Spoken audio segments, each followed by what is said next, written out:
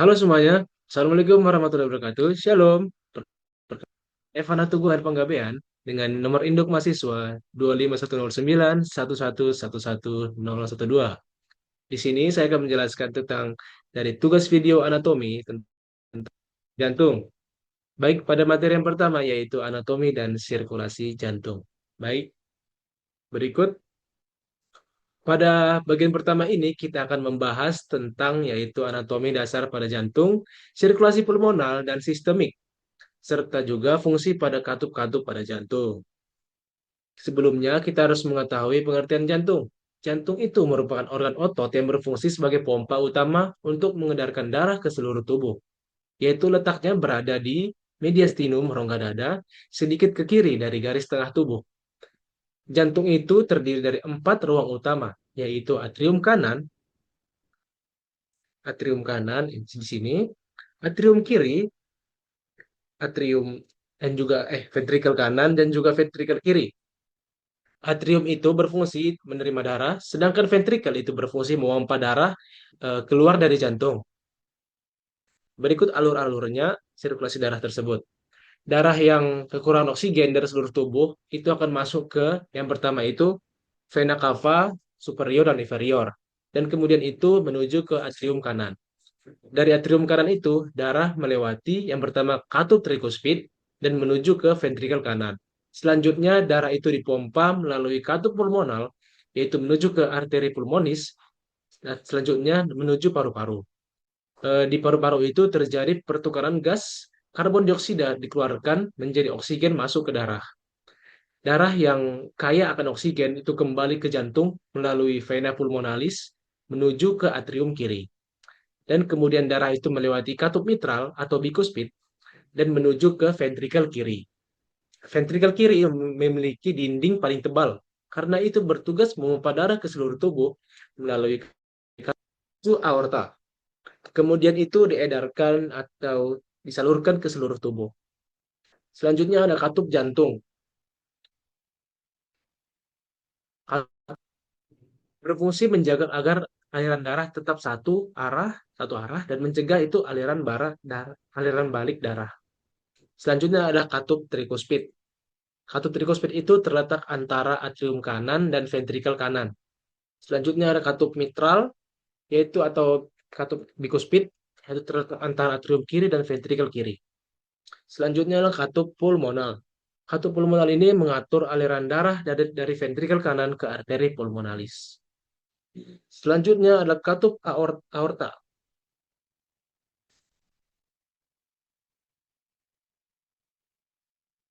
Katup aorta ini yaitu mengatur aliran darah dari ventrikel kiri ke aorta. Ketika membuka dan menutup secara normal, aliran darah akan berjalan dengan lancar. Jika terjadi kerusakan atau gangguan pada katup, maka akan muncul kelainan seperti stenosis atau insufisiensi. Kita masuk ke materi yang kedua, yaitu patofisiologi yang gagal jantung kanan dan juga yang kiri. Gagal jantung itu adalah kondisi ketika jantung kita tidak mampu memompa darah sesuai kebutuhan tubuh. Gagal pada jantung kiri, ventrikel kiri mengalami ventrikel yang penurunan kemampuan, yaitu untuk memompa darah ke seluruh tubuh. Akibatnya itu, darah menumpuk di atrium kiri, kalis meningkat, dan terjadi kongesti pada paru. Gejala yang muncul seperti sesak napas, edema pada paru, batuk, dan ortopena. Yaitu karena darah itu tidak terpompa secara optimal ke jaringan tubuh, suplai oksigen itu menurun, pasien atau yang sedang sakit cepat lelah, atau intoleransi aktivitasnya meningkat. Jika itu berlangsung lebih lama, dapat menyebabkan edema paru akut yang sangat berbahaya. Pada gagal jantung yang pada kanan, ventrikel kanan ini tidak mampu memompa darah ke paru-paru lagi. Akibatnya darah itu menumpuk di vena sistemik, pembuluh darah perifer. Itu terjadi edema tungkai, hepatomegali, asites, dan juga distensi vena jugularis. Yaitu penyebabnya paling sering gagal jantung kanan adalah gagal jantung kiri yang berkepanjangan. Selanjutnya kita mekanisme yaitu kompensasi pada tubuh. tubuh mencoba mengompensasi dengan aktivasi pada saraf simpatis, ya, dan juga peningkatan denyut jantung dan juga retensi cairan oleh ginjal. Namun kompensasi ini justru memperberat juga kerja pada jantung kita. Baik, yang selanjutnya kita masuk ke materi yang ketiga, yaitu sign and dan simptom gagal jantung. Gejala gagal jantung di kiri ini adalah dyspnea, yaitu adalah sesak napas akibat penumpukan cairan pada paru kita. Yang kedua adalah ortopnea, saat berbaring sehingga pasien itu tidur dengan beberapa bantal. Selanjutnya adalah paroksimal nocturnal dyspnea, yaitu sesak mendadak pada malam hari. Selanjutnya ada batuk dan sputum berbusa, yaitu akibatnya edema pada paru. Selanjutnya adalah fatigue, yaitu karena perfusi jaringan menurun. Selanjutnya ada edema paru, yaitu cairan masuk ke alveolus paru. Selanjutnya gejala jantung, gagal jantung pada kanan, yaitu ada edema perifer yang terjadi pada kaki dan pergelangan. Selanjutnya distensi vena jugularis, yaitu pembendungan vena di leher. Dan juga hepatomegali, yaitu pembesaran hati akibat kongesti vena hepatik. Selanjutnya ada asites, yaitu penumpukan cairan di rongga abdomen. Selanjutnya ada anoreksia dan mual, yaitu karena kongesti saluran cerna. Nah, ini semua gejala-gejala ini tersebut muncul akibat gangguan aliran darah dan penumpukan cairan. Selanjutnya kita ke materi keempat, yaitu mekanisme terbentuknya suara jantung. Suara jantung itu terbentuk akibat getaran yang dihasilkan oleh penutupan katup jantung. Bunyi-bunyi jantung yang normal yang pertama itu S1, yaitu terjadi akibat penutupan dan juga katup trikuspid, yaitu menandai awal sistol ventrikel.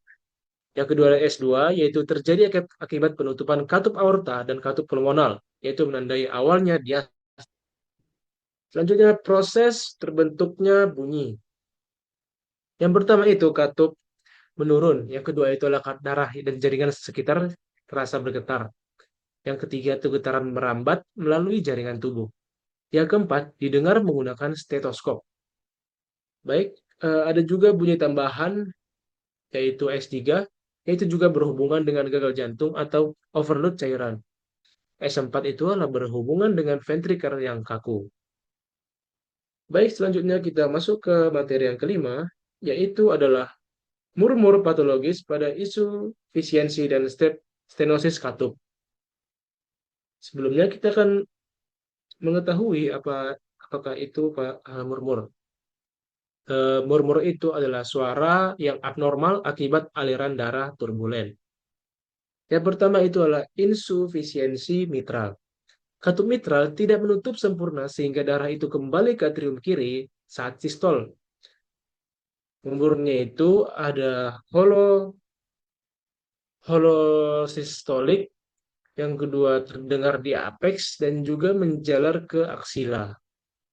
Selanjutnya ada insufisiensi aorta, yaitu penyempitan katup aorta menyebabkan hambatan pada aliran darah. Gejalanya itu adalah sinkop, yang kedua angina, dan juga secara umumnya itu sesak.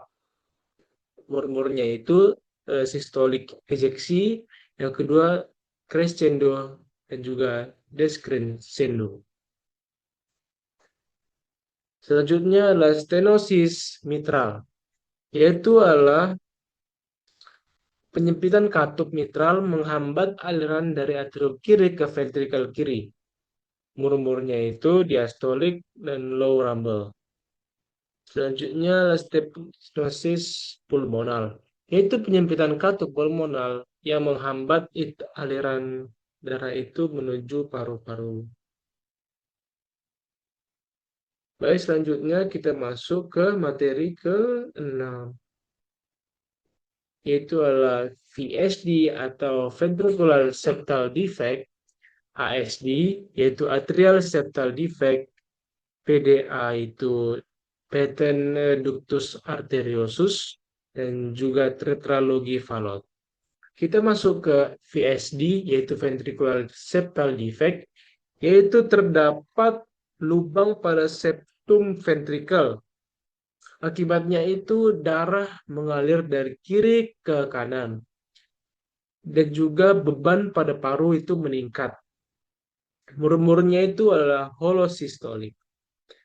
Selanjutnya ada ASD, yaitu atrial septal defect, yaitu lubang pada septum atrium. Gejalanya itu mudah lelah dan juga infeksi paru berulang. Tanda khasnya itu split S2-nya itu tetap. Selanjutnya ada PDA, yaitu patent ductus arteriosus. Ductus arteriosus ini gagal menutupnya setelah kita lahir. Darah dari aorta itu mengalir ke arteri pulmonalis. Murmurnya itu adalah masineri. Selanjutnya adalah tetralogi Fallot, yaitu terdiri dari 4 kelainan. Yang pertama itu VSD, yang kedua setahu saya stenosis pulmonal, yang ketiga adalah ovary, yang keempat adalah hipertrofi ventrikel kanan. Gejala ini itu cyanosis, clubbing finger, dan juga squat position pada anak. Baik, selanjutnya kita masuk ke materi ke-7, yaitu apa itu polarisasi dan depolarisasi membran sel. Sel jantung itu memiliki kemampuan menghasilkan impuls listrik. Polarisasi yang pertama, yaitu keadaan istirahat membran sel. Bagian dalam sel itu lebih negatif. Ionnya itu Na positif banyak di luar dan K positif banyak di dalam. Potensial membran itu sekitar -70. Pompa natrium kalium itu menjaga keseimbangan pada ion. Selanjutnya adalah depolarisasi atau aktivasi. Saat sel itu dirangsang, yang pertama itu kanal Na positif terbuka. Yang kedua Na positif masuk. Dan juga bagian dalam sel itu menjadi positif. Terjadi kontraksi otot jantung. Selanjutnya adalah repolarisasi.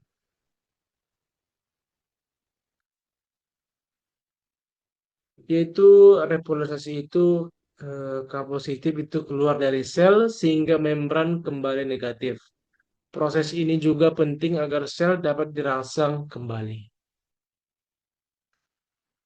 Oke, baik, kita lanjut ke materi yang ke-8, yaitu bagaimana gelombang depolarisasi menjalar pada otot jantung. Baik, awal impuls di SA node atau sinoatrial node, yaitu disebutnya pacemaker alami jantung. Itu frekuensi normalnya itu sekitar 60-100 kali per menit.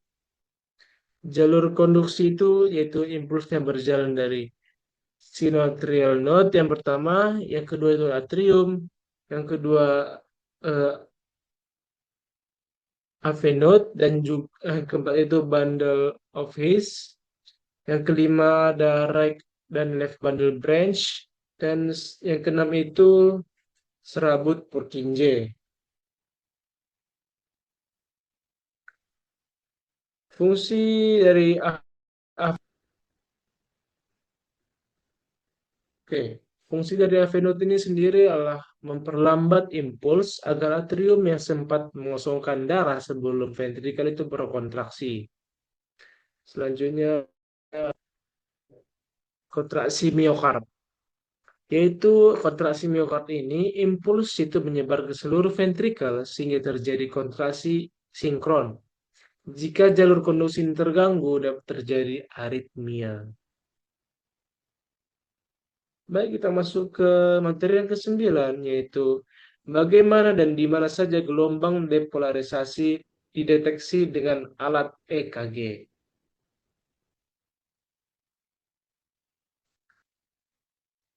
EKG itu Setahu saya itu merekam aktivitas listrik pada jantung menggunakan elektroda. Prinsip EKG ini sendiri yaitu perubahan potensial listrik akibat depolarisasi dan repolarisasi direkam menjadi suatu gelombang. Gelombang pada EKG itu yang pertama yaitu gelombang P, yaitu menunjukkan depolarisasi atrium. Selanjutnya kompleks QRS, yaitu menunjukkan depolarisasi ventrikel. Selanjutnya ada gelombang T, yaitu menunjukkan repolarisasi ventrikel. Fungsi dari EKG ini sendiri yaitu digunakan untuk mendeteksi aritmia, infark miokard, hipertrofi, gangguan konduksi. Baik, kita masuk ke materi yang ke-10 yaitu mengenal sandapan unipolar dan bipolar. Sandapan bipolar ini adalah mengukur beda potensial antara dua elektroda, yaitu terdiri dari lead pertama, lead yang kedua, dan lead ketiga, sehingga membentuk segitiga Einthoven. Selanjutnya adalah sandapan unipolar, yaitu Hofmann Lehmlitz. Yang pertama itu AVR, ada AVL, ada AVF.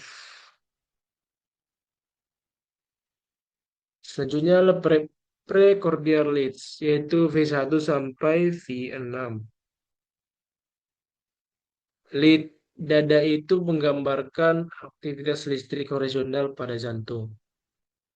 Fungsi lead sendiri itu setiap lead itu melihat jantung dari sudut berbeda sehingga lokasi kelainan dapat diketahui. Contohnya itu seperti inferior, lateral. Selanjutnya kita materi yang ke-11 yaitu bagaimana menginterpretasi gelombang EKG yang normal.